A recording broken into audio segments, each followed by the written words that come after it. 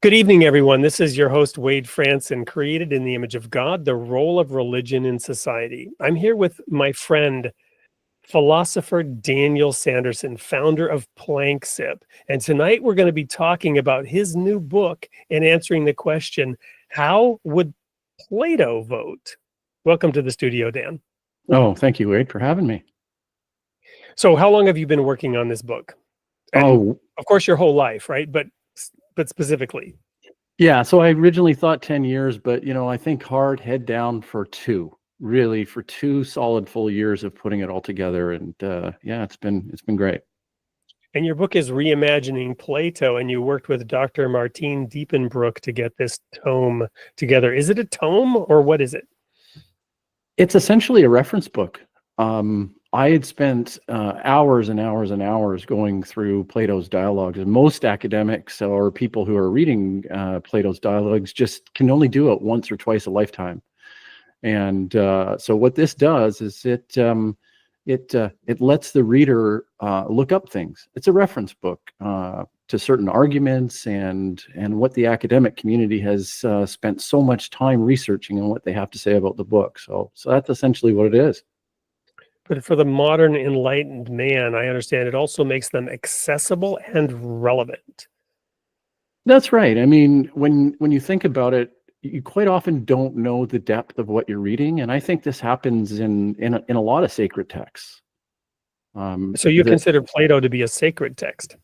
Well, certainly, yeah, I do. Interesting. Yeah. So now we are talking tonight, well, we're the sneak peek, but we will be talking on election night. And Plato wrote something called what, the Republic? Yes, he did.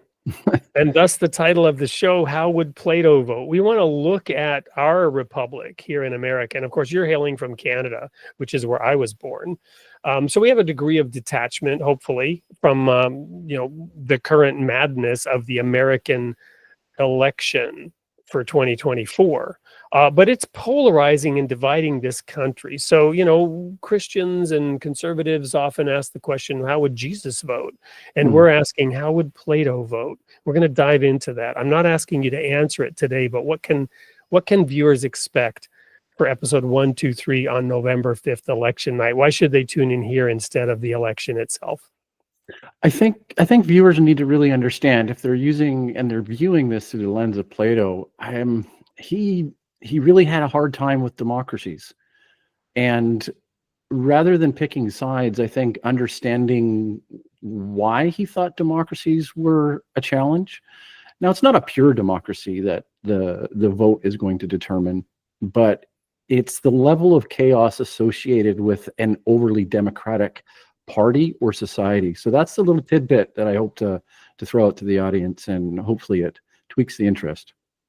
Well, and we're also going to be covering questions like, how would Jesus vote? How would a Christian vote? How would a Baha'i vote? Maybe even how would a Muslim vote? Looking at other sacred texts and analyzing this decision. I personally believe that it's a sacred duty to vote. At one time in my past, it was literally against my religion. How would Jesus vote? He wouldn't. He said, my kingdom is not of this world.